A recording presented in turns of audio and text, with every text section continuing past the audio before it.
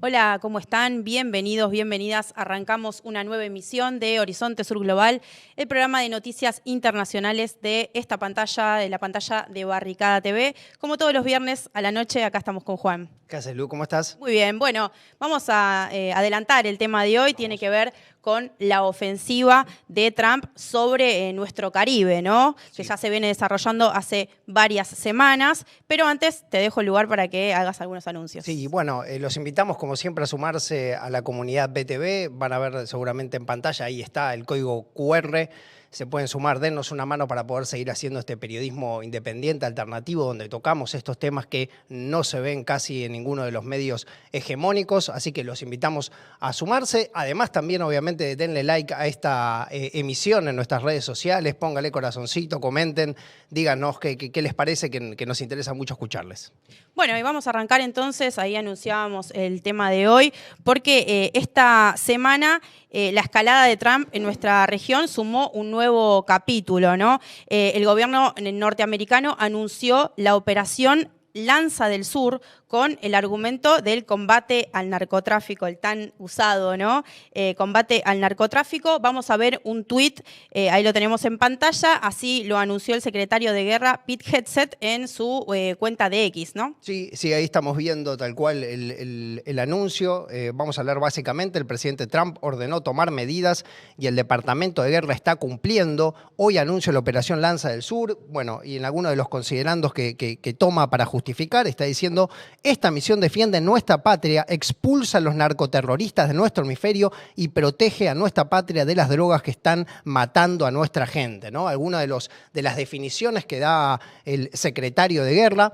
A esto hay que agregar que, bueno, las imágenes fueron realmente muy importantes que se vieron en la televisión, en las redes sociales también, la llegada de un portaaviones muy importante del ejército de Estados Unidos. Ahí estamos viendo las imágenes. Estamos hablando del US Gerald Ford, tiene 300 metros de largo, está habitado por más de 4.000 infantes de marina y puede transportar 90 aeronaves tácticas, ¿no? Toda una señal que envía el gobierno de Donald Trump para la región del Caribe y los países caribeños. Sí, totalmente explícito, ¿no? No es novedoso, sino que es explícita ya la ofensiva del gobierno de los Estados Unidos sobre el Caribe. Y como en otras épocas, Estados Unidos recurre a viejos argumentos, ¿no? Que ya los conocemos bien en nuestra región: la lucha contra el terrorismo, la guerra contra las drogas, la preocupación humanitaria de los gobiernos de Estados Unidos para justificar una política de intervención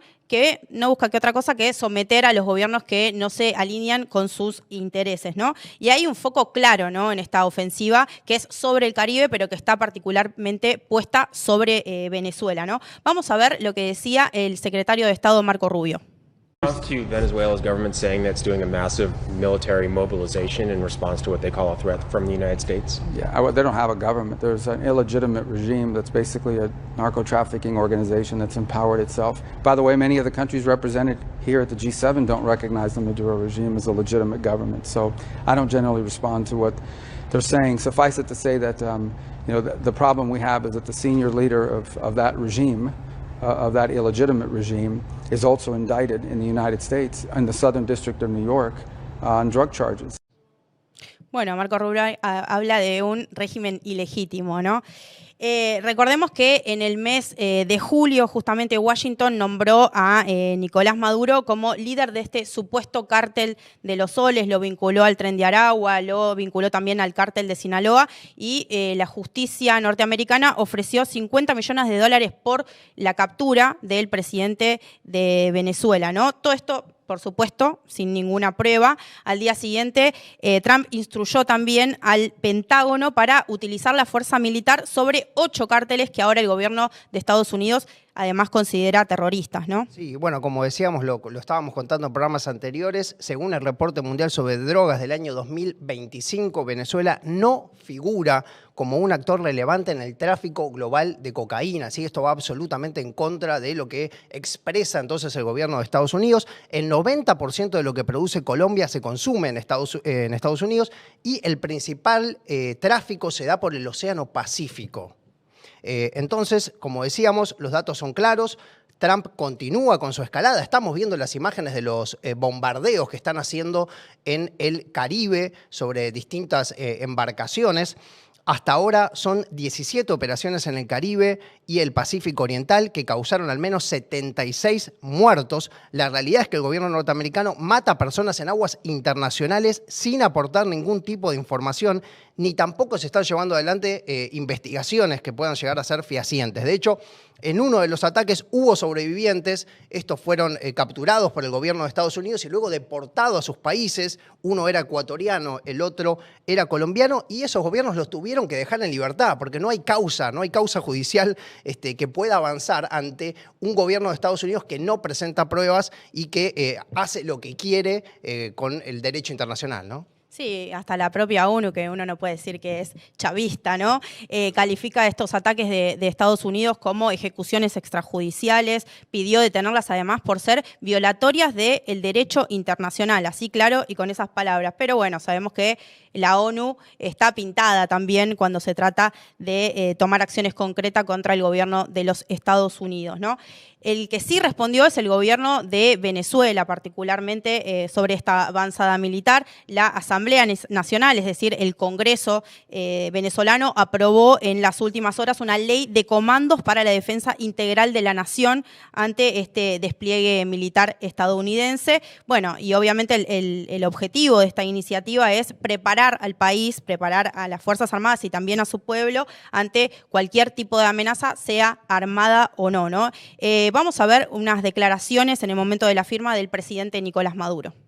A partir de este momento, al firmar esta ley, deben ser activados en la madrugada de hoy todos los comandos de defensa integral que reúnen a todas las instituciones públicas del Estado venezolano, a la institución militar y a todo el poder popular. Así que al firmar debe activarse la orden para que los comandos de defensa integral se instituyan, se estructuren y entren al trabajo para estar preparados.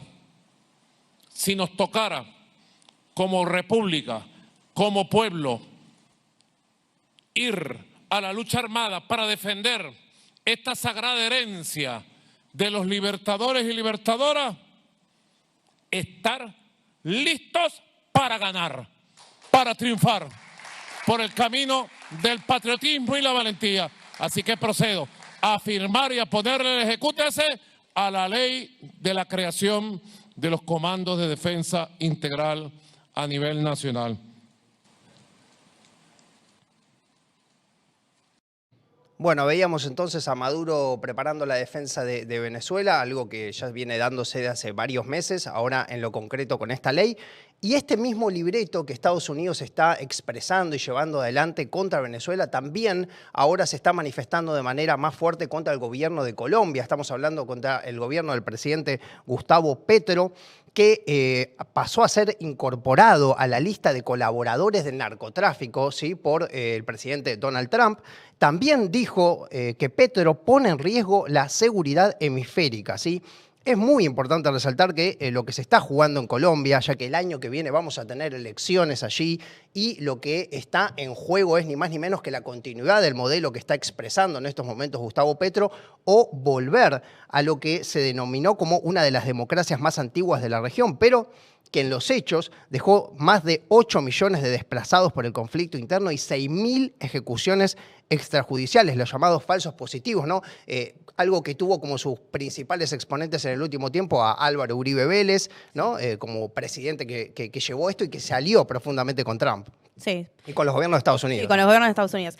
Bueno, sí, Petro, ahí vemos algunas imágenes, viene manifestándose muy claramente contra la injerencia norteamericana en el Caribe particularmente.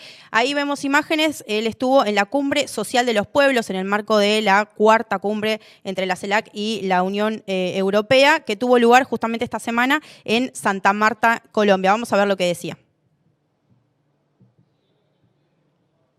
Sí, estábamos ahí con las imágenes de Petro, que bueno, lo presentabas vos recién, Lu, pero vamos a decir nosotros, ¿no? Petro se está manifestando directamente en contra de esta injerencia de Estados Unidos. Él es muy claro en este sentido, en decir que esto no puede continuar de esta manera, ¿no?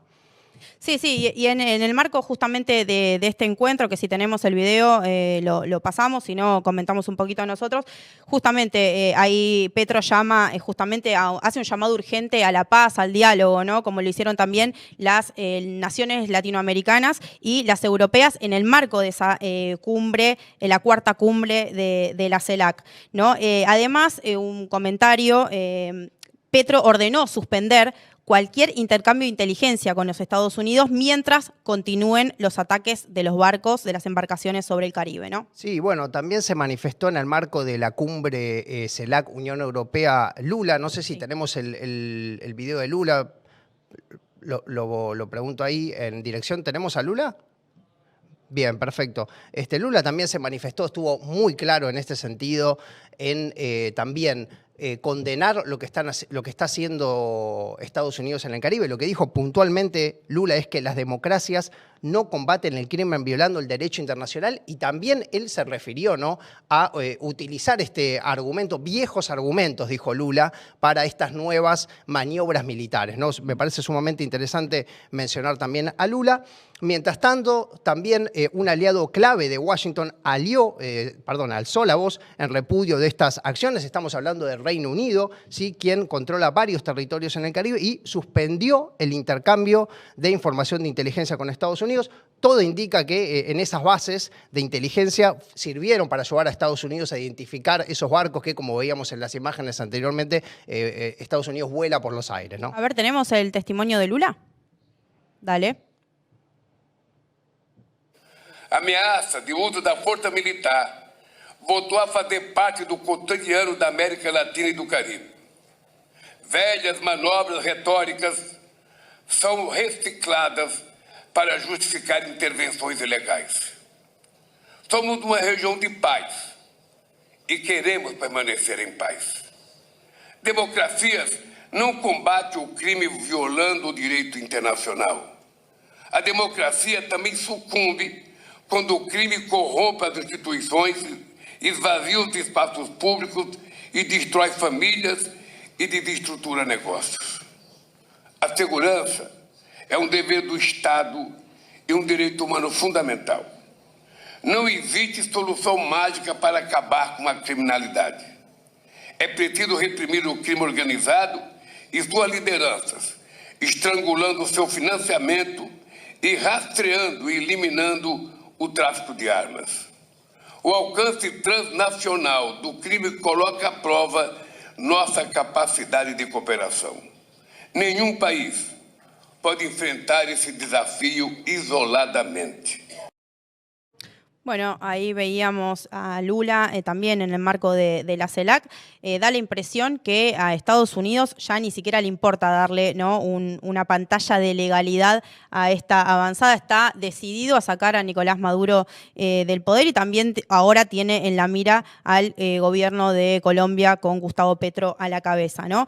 Y queremos insistir en esto antes de pasar ya a nuestra entrevista del día de hoy. Esto no se trata de una operación aislada, ¿no? Ellos buscan convertir a América Latina y el Caribe en un territorio de guerra bajo este disfraz, ¿no?, de la lucha contra las drogas que tanto vienen usando hace por lo menos 40, 50 años por parte de los Estados Unidos, ¿no? Detrás de cada bombardeo de esas embarcaciones en el Caribe hay un objetivo económico, hay un objetivo político, es el control de los recursos de nuestra región y también la subordinación, lo que decíamos antes, ¿no?, de los gobiernos de turno. Y por supuesto, y ahí lo decía Lula recién, ¿no?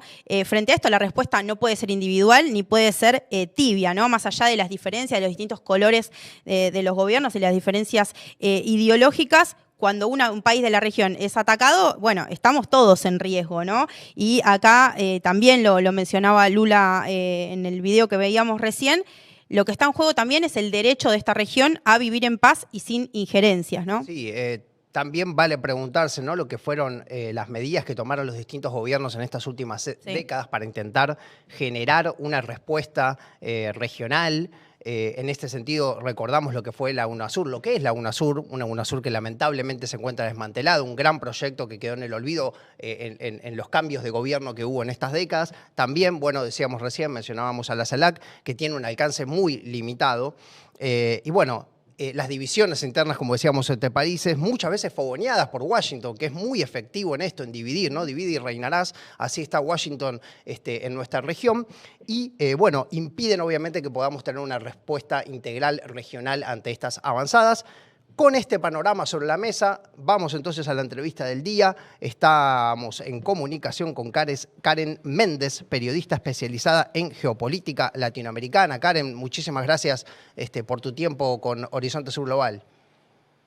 ¿Cómo están, muchachos? ¿Qué tal, Luciana? ¿Cómo estás, Juan? Gracias a ustedes por la invitación. Gracias a vos. Gracias a vos, Karen. Si te parece, ya nos metemos entonces con las preguntas y empiezo por preguntarte, ¿no? Bueno, Estados Unidos está convirtiendo al Caribe en un nuevo escenario de guerra, lo que veníamos diciendo en la presentación, está apelando nuevamente a este argumento del narcoterrorismo. ¿Cuál es tu análisis sobre esta decisión? ¿Por qué crees que elige esta región para esta escalada, esta ofensiva que está llevando adelante? Bueno, yo creo que ahí confluyen muchas cosas. Hace unos días, bueno, el presidente Nicolás Maduro tiene ya varios meses, van más de 60 días de asedio militar directamente contra Venezuela, pero hay un despliegue, están militarizando toda América Latina, algo que desde hace décadas nosotros no veíamos en nuestro continente. Y esto se explica por varias razones, ¿no?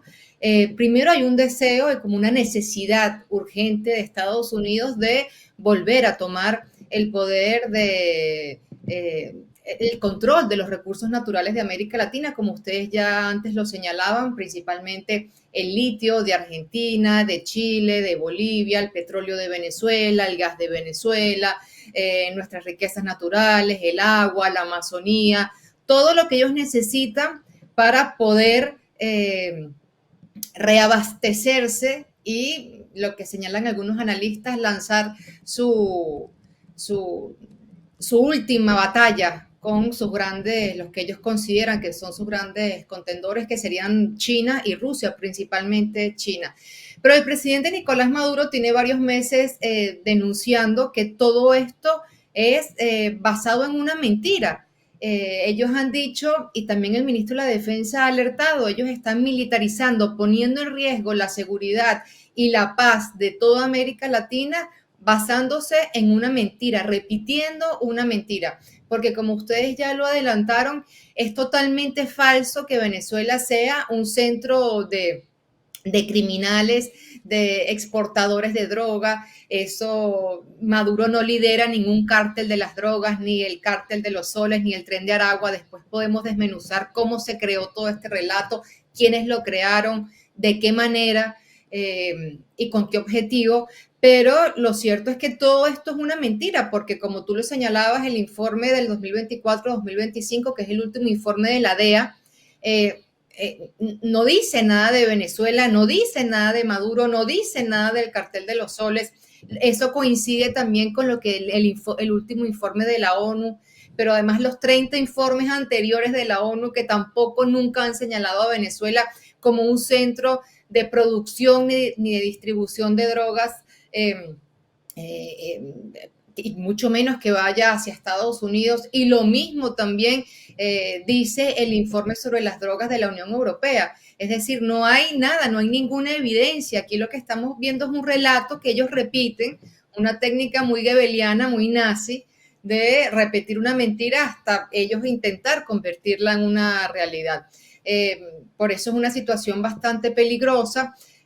Lo que te decía, este es un relato que se ha ido construyendo poco a poco desde el año 2023, finales del año 2023, todo 2024.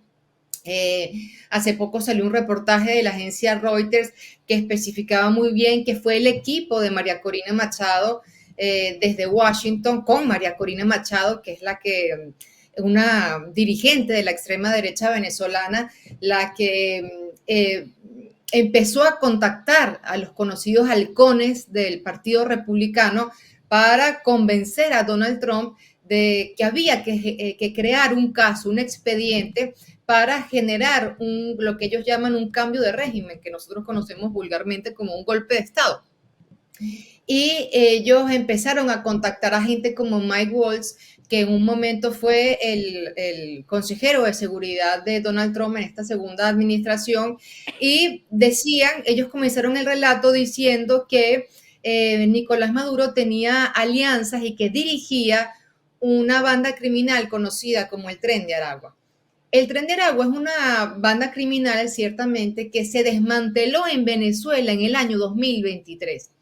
Y se desmanteló porque generó mucha zozobra, mucho terror en Venezuela, pero además se descubrió que dirigentes también de la extrema derecha venezolana estaban enlazándose con esos grupos, tenían vínculos con esos grupos y que tenían el objetivo de asesinar al presidente Nicolás Maduro, tal como hicieron unos criminales, unos mercenarios colombianos con el presidente de Haití. El objetivo era repetir lo que hicieron en Haití, hacerlo en Venezuela.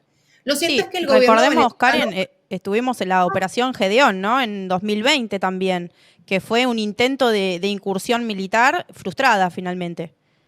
Efectivamente, claro. Sí. Bueno, Venezuela lamentablemente esta extrema derecha ha agotado todos los caminos violentos y todos los guiones, ¿no?, más terribles contra el país. Pero específicamente sobre el Tren de Aragua, ese era el objetivo. Utilizarlos para asesinar al presidente Nicolás Maduro, repetir lo que hicieron contra el presidente Jovenel Moïse.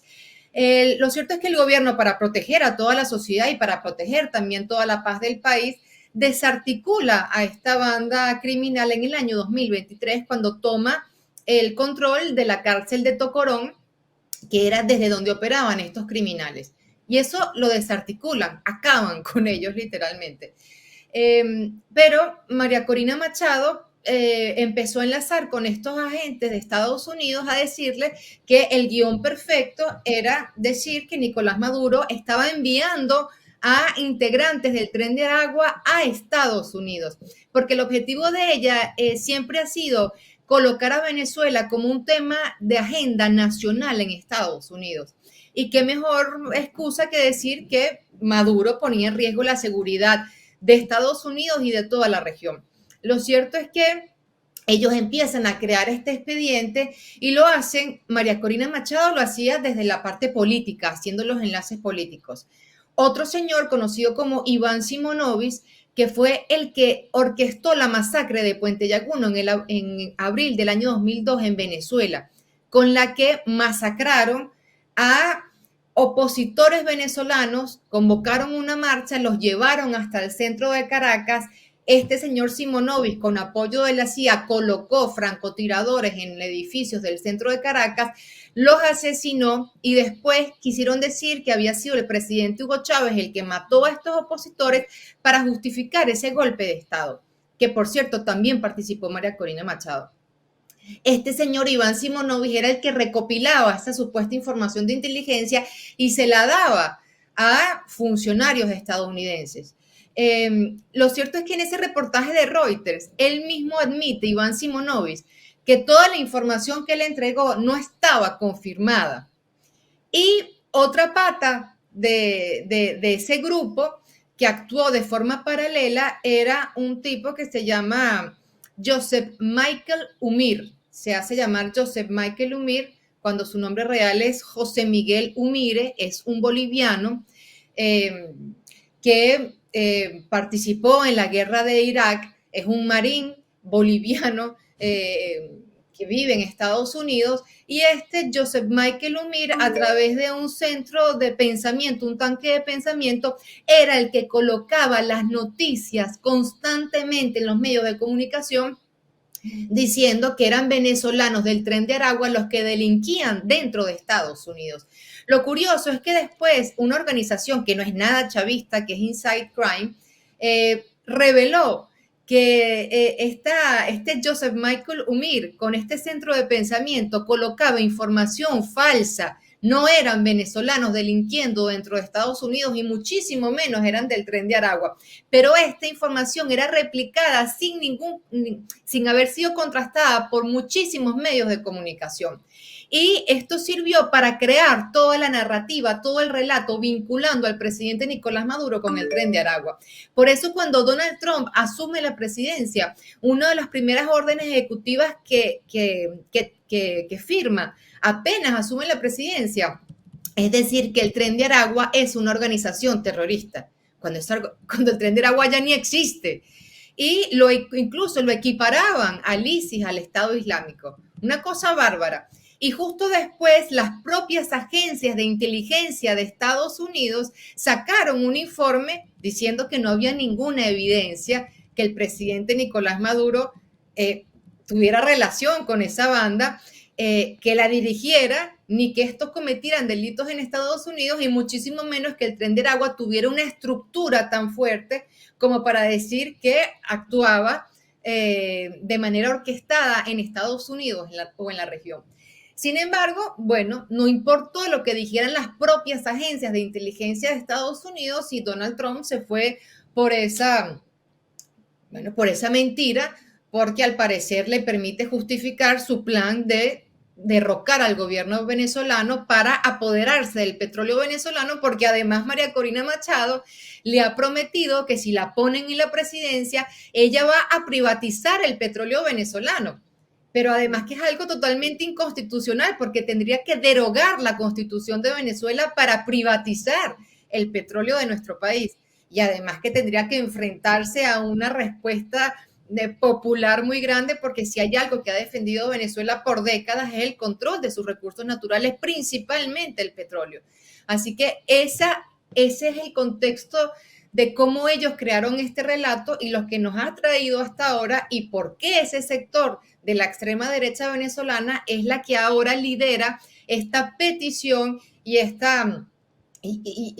para agredir a Venezuela, y que no es solamente contra Maduro, es contra toda la población venezolana. Así que bueno, ese es más o menos el contexto que les pudiera dar de cómo se creó este relato y de cómo la DEA, la Unión Europea, la ONU y hasta las agencias de inteligencia de Estados Unidos desmienten esta narrativa falsa de Donald Trump acusando a Venezuela de enviar criminales a Estados Unidos y de enviar drogas también a su país. Bueno, muy interesante, Karen, esta cronología. Nos ayuda también a entender, y les ayuda seguramente a la audiencia a entender cómo se fueron dando estos pasos, este mecanismo también orquestado, ¿no?, por estos distintos personajes que se vienen repitiendo a lo largo de los años, como vos bien decías, ¿no? Ahora, te quiero preguntar, ¿vos ves posible efectivamente que esta amenaza de Estados Unidos pase efectivamente a una invasión en Venezuela? ¿Qué pasaría si sucede eso? Bueno, es una pregunta muy buena. Yo creo que el presidente Trump tampoco sabe muy bien qué hacer. Bueno, eso es lo que han reseñado los medios de comunicación estadounidenses. Ellos señalan que hasta el momento Donald Trump no ha tomado una decisión. A él también este grupo de María Corina Machado le ha vendido la idea que sería un cambio de régimen low cost, un regimen change low cost, es decir, a bajo costo.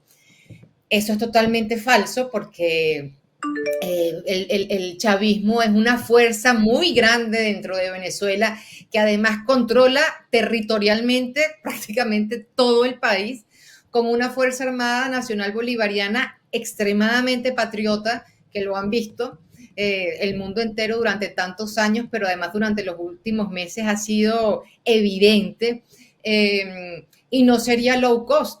Ellos, el equipo de María Corina Machado y Marco Rubio y un personaje que es Stephen Miller también, que es un nazi con todo el sentido de la palabra, no,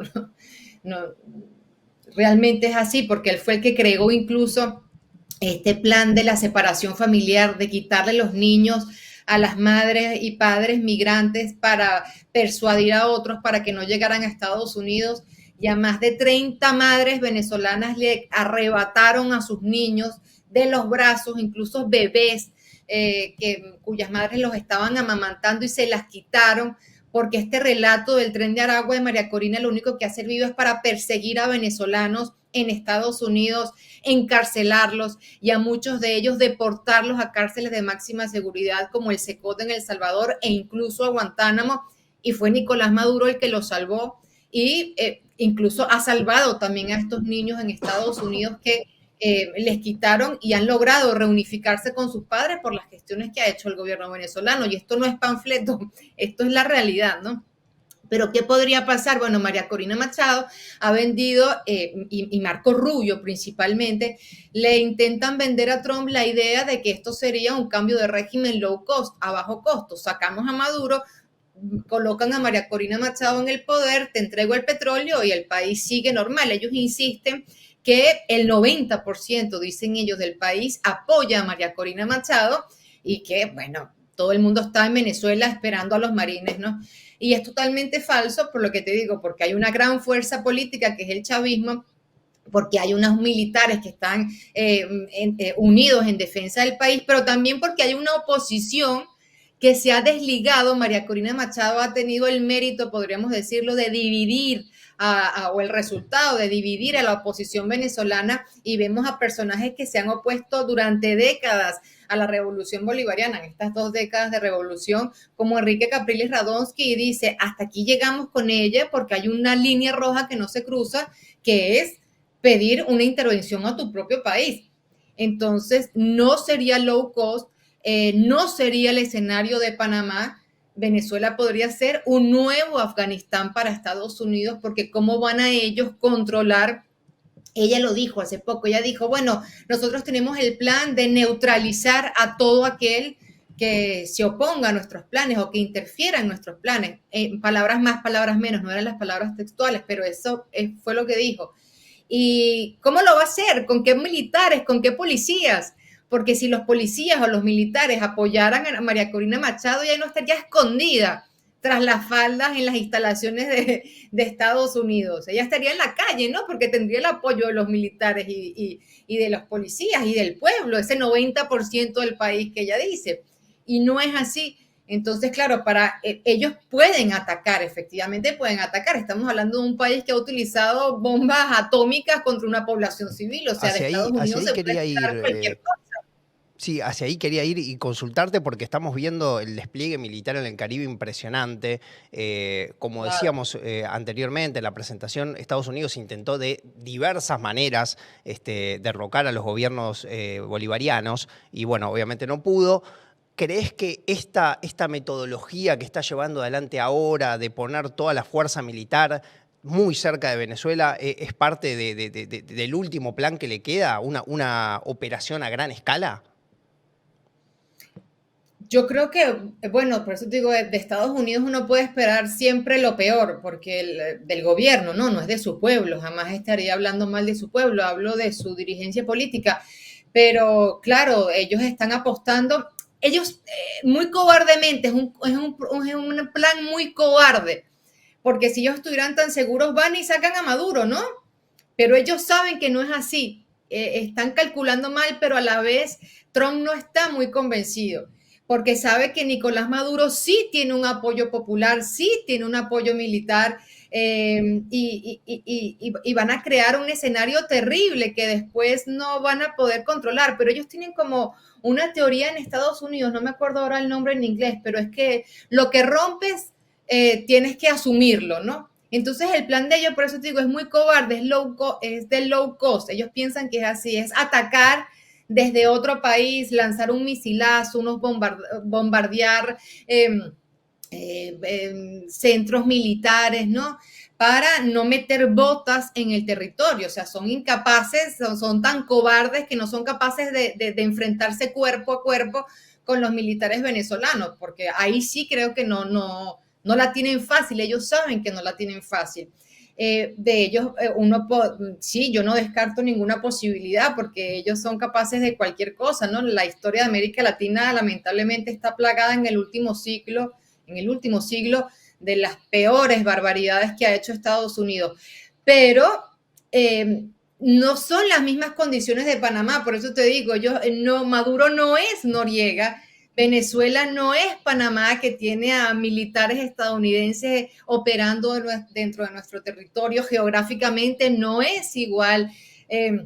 Las diferencias son profundas, así que yo creo que ellos deberían pensárselo un poco mejor. Aún así, el pueblo venezolano está preparado, el gobierno venezolano, como ustedes lo adelantaban, se está preparando de todas las maneras para garantizar la paz y defender la integridad del país, ¿no? También América Latina se ha puesto muy firme. Los países del Caribe, ellos han tratado de coaccionar a los países del Caribe, eso es muy importante, el papel del CARICOM, y solamente les ha quedado Trinidad y Tobago, que ha dispuesto su territorio prácticamente como un portaaviones de Estados Unidos, y Guyana también, ¿no? Pero principalmente Trinidad y Tobago. Entonces no es fácil para ellos.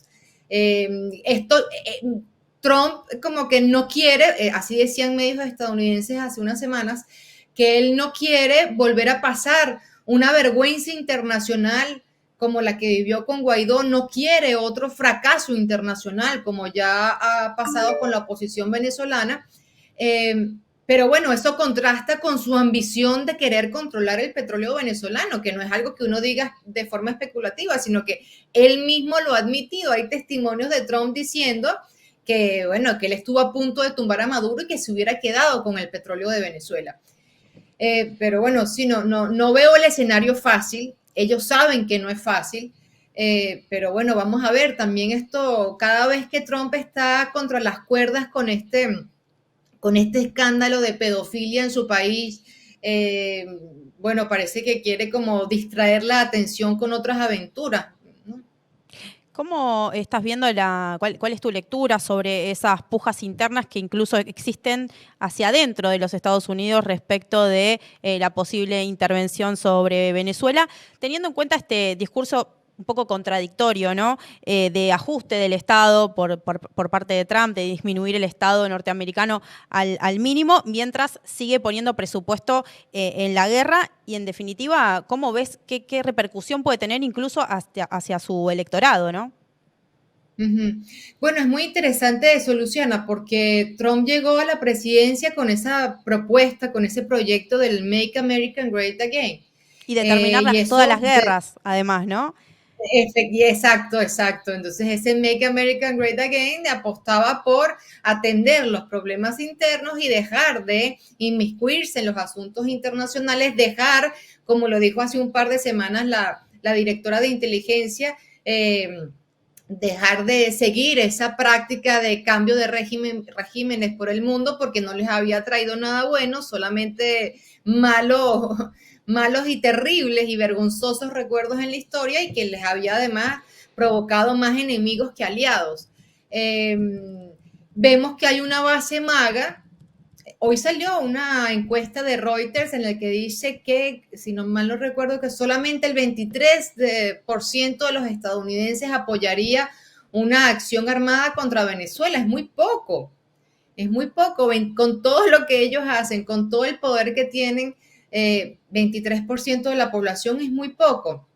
Y vemos a una base MAGA que intenta, hay una figura ahí, Richard Grenell, que siempre intenta o lo hemos visto, no sé si siempre, pero lo hemos visto tratar de salvar a Trump de este abismo al que lo quieren llevar los neoconservadores.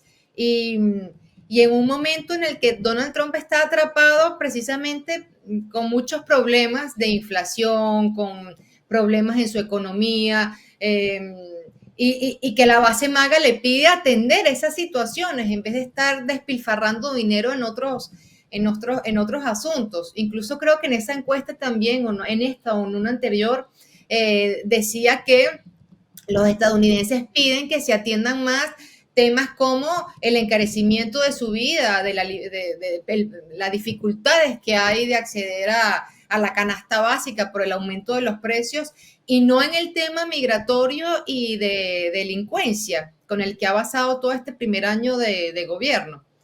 Entonces, también bueno, vamos a ver hasta qué punto, ¿no? Vamos a ver hasta qué punto esa base MAGA logra como salvar a Trump de estos neoconservadores que quieren arrastrarlo a la guerra, porque también es cierto que Trump es un ególatra que quiere dejar un legado para su país o quiere quedar en la historia de buena manera en su país.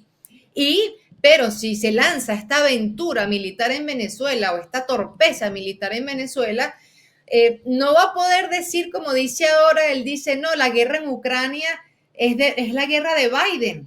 Y bueno, y me cayó a mí, pero es la guerra de Biden. Si él ataca a Venezuela, esta va a ser su guerra. Y por eso el presidente Nicolás Maduro le dice, ¿no?, que quieren utilizar sus manos para mancharlas de sangre, que quieren dañar, que quieren llenar de sangre su legado. Vamos a ver hasta qué punto estos neoconservadores o el grupo MAGA, cómo va a terminar, quién va a ganar en ese pulso, ¿no? Bueno, en el plano internacional mencionábamos antes que el Reino Unido ya se empieza a manifestar en contra de lo que está pasando, de lo que está haciendo el propio Estados Unidos. Decíamos antes de que suspendió el intercambio de inteligencia tras los ataques que tuvieron lugar en el Caribe. Ahí la pregunta sería, ¿qué pensás de este quiebre? Si lo considerás realmente un quiebre con un aliado muy importante, ¿en qué lugar queda Estados Unidos en el escenario internacional después de todo lo que está haciendo, ¿no? Bueno, lo que tú dices es clave, ¿no? Porque Marco Rubio, que es el jefe de la diplomacia estadounidense, quiso desviar la historia diciendo, bueno, que estos países, porque Francia también lo dijo, bueno, eso es una violación al derecho internacional. Y él dijo que, bueno, que estos países de Europa no eran los más indicados para hablar del respeto al derecho internacional, algo así dijo, ¿no? Pero, y dijo que, bueno, que Estados Unidos podía desplegar su portaaviones en su zona de influencia. Y no, primero que no es así, no es su zona, es un mar nuestro también, que no lo puede disponer él solamente, pero además no es solo por el despliegue de este portaaviones, que ya es una amenaza muy grave, sino porque es por lo que ustedes dijeron ahora precisamente, es porque ustedes están asesinando extrajudicialmente a personas en nuestros mares. Y por eso el presidente Gustavo Petro alza la voz y dice, pero epa, ya va, uno de esos también son colombianos, ¿cómo que los asesinan así en el mar? Y muchos de ellos parece que ni siquiera tenían nada que ver con el narcotráfico, sino que eran simples pescadores. ¿A quiénes están matando? Hace poco la revista Político señalaba que en esa reunión interna que tuvo Marco Rubio con legisladores en el Congreso de Estados Unidos, no podía decir a quiénes habían matado porque no lo sabían. Tampoco lo ha podido hacer el Departamento de Guerra. Entonces, bueno, es una situación bastante delicada. Ellos a lo mejor ahora se sienten que están por encima de la ley. Pero bueno, que sepan que los ejecutores y también los autores materiales, que más temprano que tarde les va a llegar la justicia. A lo mejor ahora no, pero a lo mejor cuando termine el mandato de Trump sí, porque hay que recordar que Duterte está ahora preso, lo agarró la Corte Penal Internacional precisamente por ejecuciones extrajudiciales en un supuesto combate contra narcotraficantes en su país. Entonces, bueno, ellos están haciendo exactamente lo mismo ahora. Y es muy curioso porque lo que tú decías del Reino Unido son sus aliados históricos los que se están desligando. Entonces, sí, aunque no tenga mucha moral para hablar del derecho internacional, ciertamente es una evidencia de que están dejando a Estados Unidos solo en esta torpeza, porque es una torpeza. Porque afectar, o sea, no es que vas a llegar y te vas a quedar con el petróleo venezolano. Para poder cumplir ese plan, vas a tener que meter a tropas estadounidenses en Venezuela. Y claro que van a tener bajas, porque Venezuela se va a defender. Y claro que van a provocar muertes. Y claro que van a provocar un aumento del precio del petróleo. Y claro que va a ser una situación caótica con unas consecuencias terribles, impensables, incalculables en toda la región. Y claro que se van a crear brigadas internacionales para ayudar a Venezuela. Es que vas a convertir a América Latina, podrías convertir a América Latina en un polvorín. Entonces no los veo. Sí, eso te quería preguntar para cerrar, Karen, una reflexión tuya sobre justamente las consecuencias, ¿no?, que puede tener esta ofensiva. en general para los países del Caribe y América Latina que no están directamente involucrados, ¿no? Y si podemos hablar en todo caso de una regionalización también de este conflicto, o el intento por lo menos, ¿no? Efectivamente, no sabemos cómo podría escalar esto, y además que mira las amenazas también contra Colombia. En Estados Unidos hablan mucho yo leí un reportaje hace un par de semanas en Newsweek que ellos hablaban de la doctrina Monroe. Ya no es la doctrina Monroe, sino que pasaron a la doctrina Monroe, ¿no? Porque él es un personaje extremadamente ególatra. Y claro, ¿qué lograron ellos con la doctrina Monroe hace 200 años? Bueno, primero, ellos se creyeron que América Latina era su patio trasero. Con eso expulsaron a otras potencias, alejaron a otras potencias de esa región y justificaron un siglo de intervenciones militares terribles en nuestro continente. Ahora, con esta que ellos llaman doctrina Monroe, buscan lo mismo, sacar a Rusia y a China de América Latina porque han sido socios claves para nuestro continente, para muchos de nuestros países, para el tema comercial, para el desarrollo científico, para la atención en cualquier situación, como vimos en la pandemia, por ejemplo, o para abrir una válvula de escape en países bloqueados como por ejemplo Venezuela, Cuba o Nicaragua. Y también enviar un mensaje a presidentes que se rebelen. Por eso es que vemos que son extremadamente y aplauden y le hacen fiesticas y los vemos bailando a mandatarios que entregan la soberanía de sus países, como es el presidente Milei, como es Daniel Noboa, como es el de Paraguay, y vemos cómo se ensañan contra Venezuela, contra Colombia, contra Brasil también, contra Cuba, contra Nicaragua, contra México, simplemente porque no le siguen el libreto a Donald Trump.